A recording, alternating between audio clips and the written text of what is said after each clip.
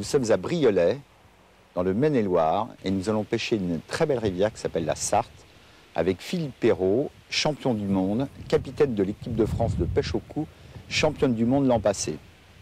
Angers est traversé par une rivière qui s'appelle la Maine, qui est la jonction de trois rivières, la Sarthe, la Mayenne et le Loir.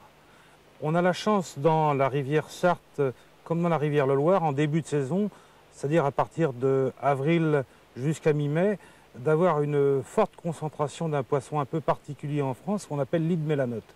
Et ce qu'on va essayer de prendre aujourd'hui et de montrer à nos amis. Alors c'est un poisson qui, lorsqu'il est un peu petit, peut être confondu au gardon parce que c'est un poisson un peu fuselé avec des nageoires rouges, mais c'est un poisson qui, contrairement au gardon, peut atteindre des tailles très importantes jusqu'à 2,5 kg, voire 3 kg.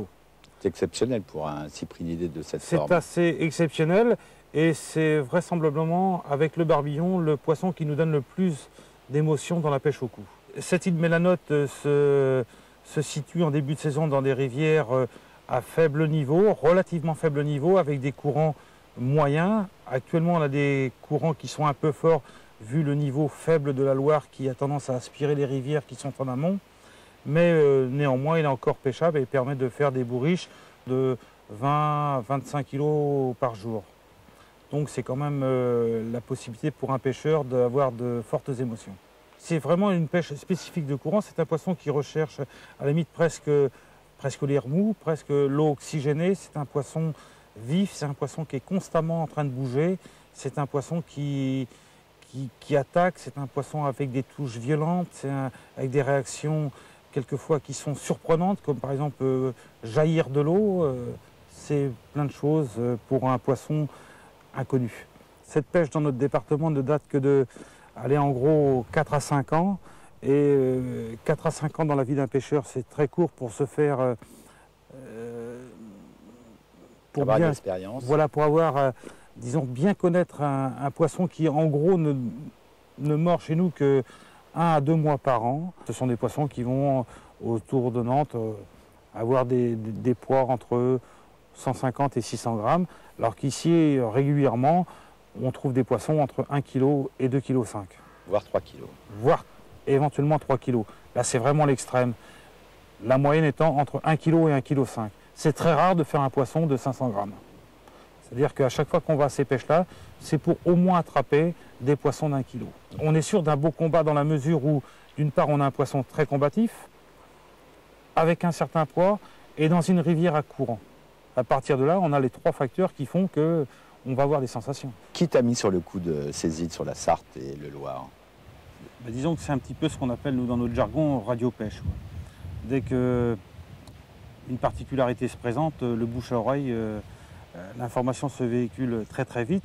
À partir de là, un certain nombre de pêcheurs se sont déplacés, même des gens relativement éloignés, de façon à voir un petit peu, étant donné qu'on nous annonçait des poissons un peu phénomènes, records, une espèce qui, pour nous, en tant que pêcheurs, était inconnue.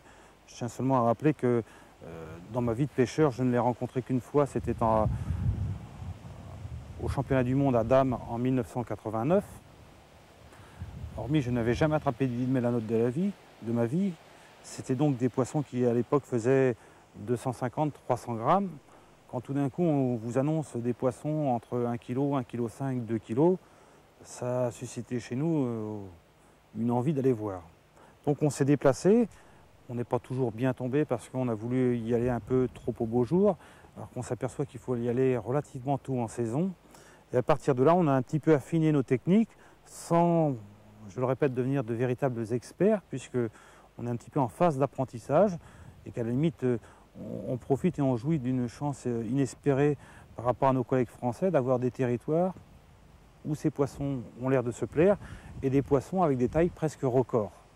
À partir de là, on a essayé un peu de définir quelles étaient les techniques d'amorçage, les distances de pêche, l'amorce à utiliser, les èches qui allaient convenir à ces poissons.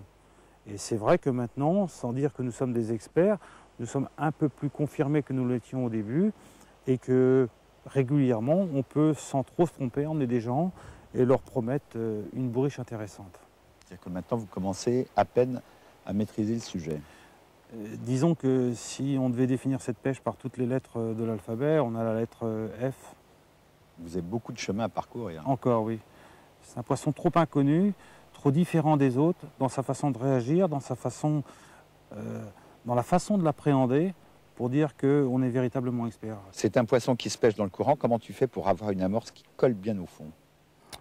Si tu veux, la préparation d'une partie de pêche à l'île Mélanote, c'est d'abord la préparation de l'amorce et ensuite la préparation du matériel. Il faut un matériel un peu spécifique, sans dire que j'ai trouvé tout ce qui devait définir le matériel pour le pêcher. Je pense que j'ai un peu affiné la technique et trouvé à peu près ce qui correspond à ce poisson et à ce type de rivière. En ce qui concerne l'amorce, c'est une amorce relativement classique, sauf que c'est un poisson qui réagit énormément au bruit et au rappel. Le rappel étant, une fois qu'on amorce c'est lourd, ce qu'on l'envoie à longueur de temps pendant la partie de pêche. À partir de là, il faut avoir une amorce qui soit suffisamment collante et suffisamment lourde pour ne travailler que sur, disons, une amplitude de coulée que de 2,50 m à 3 m. C'est un poisson qui vient fouiller la boulette de rappel. Il faut une amorce suffisamment collante pour pouvoir agglomérer les asticots ou les descendre au fond de l'eau, mais il faut aussi une amorce suffisamment lourde de façon à ne pas disperser le poisson. Donc à partir de là, on va utiliser une amorce de fond classique suffisamment collante, auquel on va ajouter de la terre, de façon à lui obtenir encore plus de cohésion et surtout lui donner beaucoup plus de poids. Donc là, si tu veux, dans un premier temps, on va voir comment on prépare l'amorce. Donc on utilise de l'amorce de fond classique, collante. Qui est composée de? En général, chapelure, produits collants, tourteau, PV1. Qu'est-ce que c'est, PV1? C'est un produit qui à l'origine servait à l'alimentation des chevaux. C'est un tourteau. De la mélasse? Qui est mélacé, oui, et qui a un fort pouvoir de cohésion et qui en plus donne de la densité.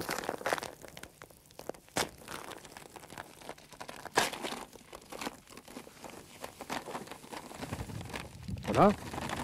Et ensuite, dans un premier temps, on va mouiller cette amorce.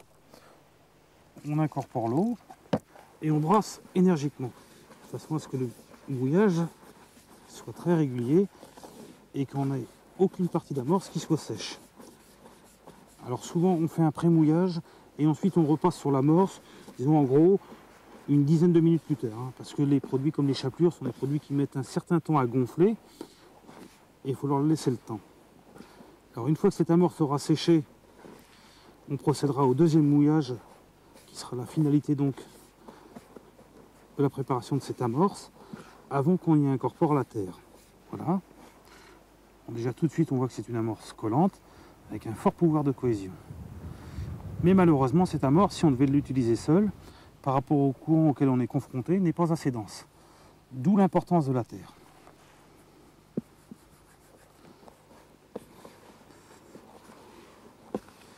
Il faut des récipients assez vastes, de façon à être à l'aise. C'est pas parce que la bassine est importante qu'il va falloir 50 litres d'amorce. C'est une amorce assez claire, et qui à mon avis correspond bien au niveau couleur, à la façon de réagir du poisson. Tu penses que le fond est couleur sable? Je pense que l'île Mélanote est un poisson qui aime bien une nourriture assez claire. On s'en rend compte au niveau des asticots. Dans 80% des cas, c'est l'asticot blanc qu'il préfère. Maintenant, il existe dans le commerce des amorces qui ont été mises au point par les grands champions français, qui sont des amorces d'excellente qualité, et qui conviennent à la quasi-totalité, sinon la totalité des possibilités de pêche qu'on a en France. Dont toi? Dont moi, oui. Alors ensuite, la terre. Cette fameuse terre. C'est une terre très dense. Regarde le poids. C'est fou ça. Et aussi très collante. Et celle qui va donner le poids, et c'est la terre que j'ai trouvée qui se rapprochait relativement, de manière proche, de la couleur originale de l'amorce. On va l'incorporer à raison en gros de 50%. C'est-à-dire qu'on double le volume. On double le volume. Et celle qui va renforcer le pouvoir de cohésion et apporter la densité qui manque à l'amorce du départ. Et là, c'est un travail un peu plus important, de façon à rendre le mélange homogène et qu'on ne se retrouve pas dans son bac avec des parties uniquement de terre et des parties uniquement d'amorce. C'est un travail un peu fastidieux, mais c'est aussi une des clés de la réussite de la partie de pêche. Il ne faut rien laisser au hasard. Rien au hasard. Et à partir de là, on va avoir une amorce collante, comme l'amorce originale, mais en plus, avec la densité. C'est fou ça. Alors pour amorcer, on incorpore des asticots qu'on essaie de répartir. Mais moi, dans la mesure du possible, j'évite de mettre la quantité, du moins toute ma quantité d'asticots directement dans le bac. Parce que pour se protéger du soleil, ils ont souvent tendance à descendre dans le fond, si bien qu'on se retrouve avec une quantité d'amorce sans asticots et celle du fond qui va être trop chargée en asticots. C'est pour ça que je préfère régulièrement, au cours de la partie de pêche, d'en réincorporer. Une autre particularité de l'asticot, c'est que celui-ci, lorsqu'il est enfermé dans une boule, a toujours tendance à s'en échapper. Ça, c'est une boule. C'est la taille d'une boule qu'on prépare pour l'amorçage de départ, qu'on appelle l'amorçage lourd. Et vous voyez que déjà, tout de suite, il cherche à s'en échapper. Si bien que si on devait préparer ces boulettes quelques minutes à l'avant, ils seraient tous partis. Donc, au moment de l'amorçage de départ, ce qu'on fait, c'est qu'on fait sa boule et on la jette. On en fait une autre et on la jette. Ne jamais vouloir en préparer 5, 6, 7, 8 d'avance, sinon tous les asticots en sont partis. Et on voit une boule avec plein de petits trous et plus d'asticots dedans. Pour un rappel, la même chose, le geste est simple. On frictionne un petit peu l'amorce de façon à répartir les asticots. 1, 2, et on voit du rappel. Prêt à l'emploi.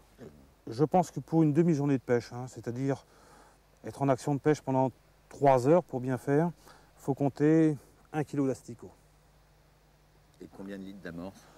Il faut compter 3 kg à 4 kg d'amorce sèche et une dizaine de litres de terre. Donc ça fait à peu près 14-15. Au moins 20 litres. 20 litres. Voilà. Sachant qu'au départ, on utilise 7 à 8 boulettes pour amorcer massivement, avant de commencer à pêcher, à la distance choisie, et qu'ensuite, dès les 5 premières minutes, on commence à rappeler avec une cadence d'à peu près une boulette toutes les 1 à 2 coulées suivant la puissance du courant. La taille moyenne d'un flotteur, c'est entre 1,5 g et 4 g. Ces lignes, je les préconise avec un montage olivette plus quelques cendrées. Olivette d'une part pour pouvoir bien tenir la ligne, et Dieu sait si le contrôle est important dans cette pêche, et ensuite des cendrées en nombre suffisamment important pour pouvoir faire varier ce que j'appelle la plombée de travail. Alors si tu veux, je vais t'expliquer sur une canne le principe qu'on utilise. Donc on va retrouver notre olivette et les fameux plombs. Alors si tu veux, par rapport à l'hameçon, on va situer l'olivette en gros 50 cm et on va avoir cette plombée de travail qui va permettre de maintenir, grâce à un bas de ligne de 20 cm, le plomb à raser ou frôler ou quelquefois traîner sur le fond. Tout dépend de la vitesse du courant. Quand le courant est un peu rapide, on pêche fortement à traîner. Lorsqu'il est un peu plus lent, on peut se permettre uniquement de le raser. Alors suivant la vitesse du courant, cette plombée qui est composée en gros de 6 plombs va pouvoir être déplacée, allégée ou au contraire forcée. Donc soit on étale les plombs de façon à avoir une plombée un peu plus souple, soit on peut l'alléger en emmenant 1 ou 2 plombs en dessous de l'olivette. Et lorsque les conditions deviennent un peu plus délicates, on peut au contraire prendre des plombs qui se trouvent sur l'olivette pour les ramener au niveau de la boucle du bas de ligne.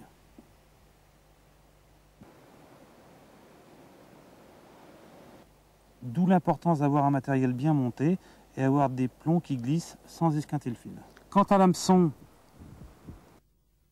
il est de taille de 16 à 18, suffisamment ouvert pour pouvoir y loger 3 à 4 asticots.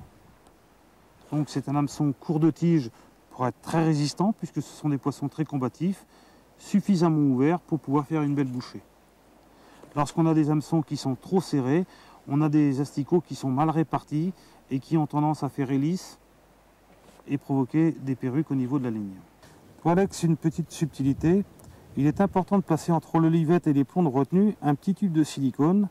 Ce petit tube de silicone va avoir pour effet d'amortir les chocs lorsqu'on tend ou lorsqu'on ferre, parce que ces chocs, s'ils n'étaient pas amortis par ce petit tube, auraient tendance à mater les plombs, les réouvrir, les rendre trop glissants et ainsi décaler la plomberie principale. L'île mélanote est un poisson lourd, combatif, qu'on travaille dans du courant, et si on veut avoir l'optimum et le maximum de réussite, il est important de pêcher avec un élastique intérieur. D'une manière générale, on utilise des élastiques en gros d'1 mm de diamètre.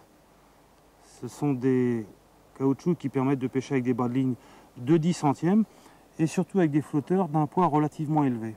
Lorsqu'on utilise des flotteurs un peu plus petits, des courants un peu plus faibles, on peut diminuer la taille de l'élastique. Ces élastiques sont montés sur 2 brins de façon à avoir une réserve d'élasticité suffisamment grande. C'est-à-dire qu'ils font en gros 1 mètre, sachant qu'en action de pêche, régulièrement, il sort entre 5 et 7 mètres d'élastique. Ce qui est énorme. Ce qui est énorme. Hein, il faut régulièrement vérifier le bon état de ces élastiques parce qu'ils ont tendance, avec le soleil un petit peu assez frité, devenir cassants et ainsi perdre des poissons et en plus du poisson, la ligne qui se trouve au bout. Vas-y Alex, on va faire un essai.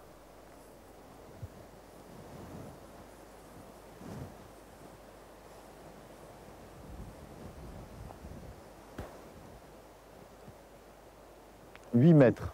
Tu vois que quand je t'annonçais 7 à 8 mètres d'allongement, j'étais dans la vérité. Et ces 7 à 8 mètres d'allongement vont être nécessaires au moment des premiers rushs du poisson. L'asticot qui marche très bien est l'asticot blanc.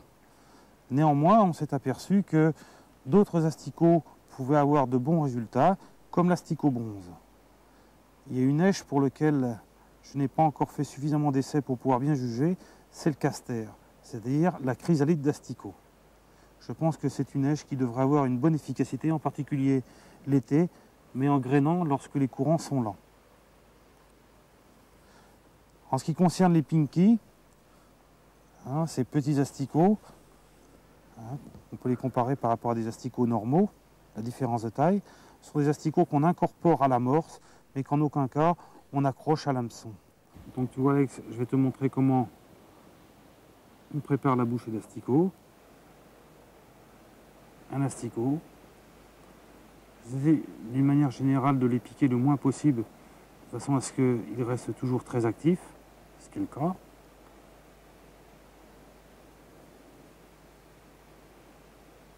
Tu vois, 3 asticots. Piquer le moins possible, ils sont toujours bien vivants et attractifs pour le poisson.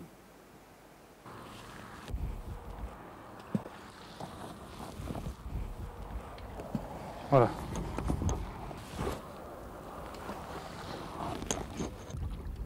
Alors qu'on pêche ici avec le bas de ligne qui repose sur le fond d'à peu près 20 cm. Lorsqu'on lance la ligne, il faut toujours la lancer aval. Donc tu maintiens par le fil, pas par l'hameçon, de façon à ne pas t'accrocher. Tu vois, délicatement tu la poses aval et tu commences à tenir. Comme ça ta ligne a du biais. Tu remboîtes. Sans sable. Sans sable. Et ensuite tu l'emmènes sur ta coulée. Là on ne jette pas la ligne. Voilà, on la met sous le sillon et on la fait descendre gentiment. Comme ça on a l'axe de la coulée qui correspond bien sûr à celui de notre amorçage. Et là donc tu fais un posé. Voilà. Et dès que le flotteur est en place, on retient. En général c'est un poisson qui vient piocher dans les boules. Donc il faut éviter d'amorcer trop amont parce qu'on va avoir un poisson qui va se décaler et sur lequel on ne pourra pas contrôler la ligne.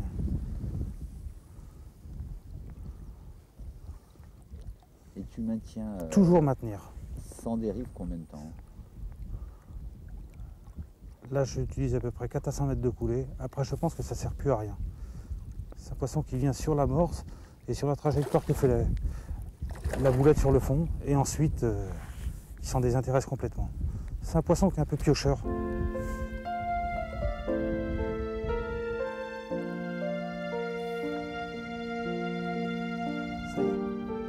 maintenant.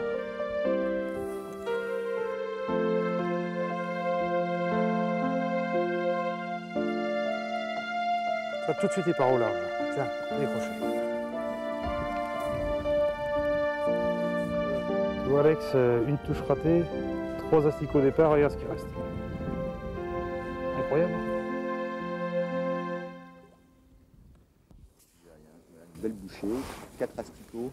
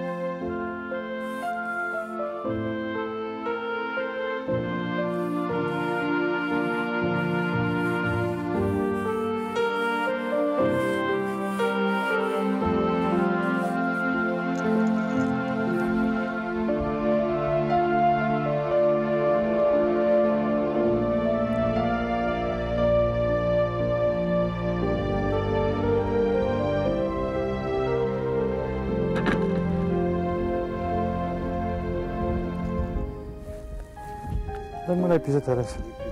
Ah ouais, j'aime autant. Ouais,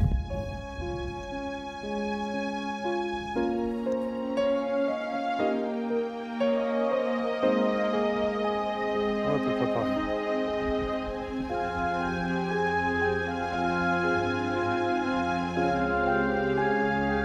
Peut-être un peu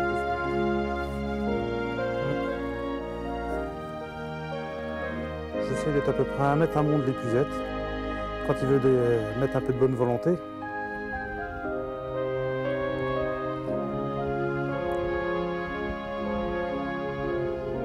Plus coloré un peu celui-là. Ah, il est plus coloré.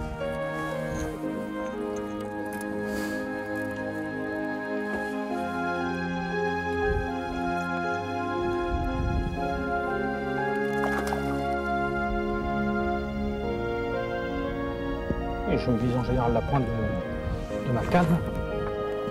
Voilà. Bon, ça sert à rien d'en faire des rafales comme ça, c'est surtout la cadence. Et là aujourd'hui j'ai essayé de rappeler à peu près un rappel toutes les 1 à 2 coulées. Poisson. J'essaye de le suivre au maximum. Dans le premier temps, il ne faut pas trop le brider. Il faut l'accompagner, mais il ne faut pas trop forcer. Ensuite, quand les premiers rushs sont passés, à ce moment-là, on peut essayer de le guider. Il ne faut pas trop brusquer les choses. Là, tu vois, il est déjà un peu calmé. Il a repris une position un peu sous l'eau. Donc là, à ce moment-là, je vais pouvoir essayer et commencer à le guider pour le ramener tout doucement.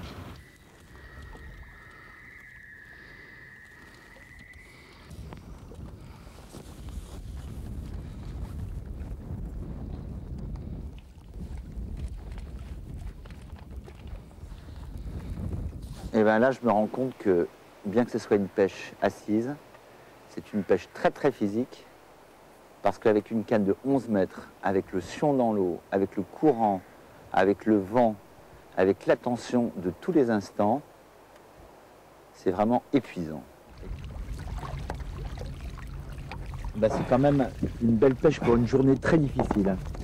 Et en plus, ce sont des poissons extrêmement rares. Voilà. Il est bien vigoureux.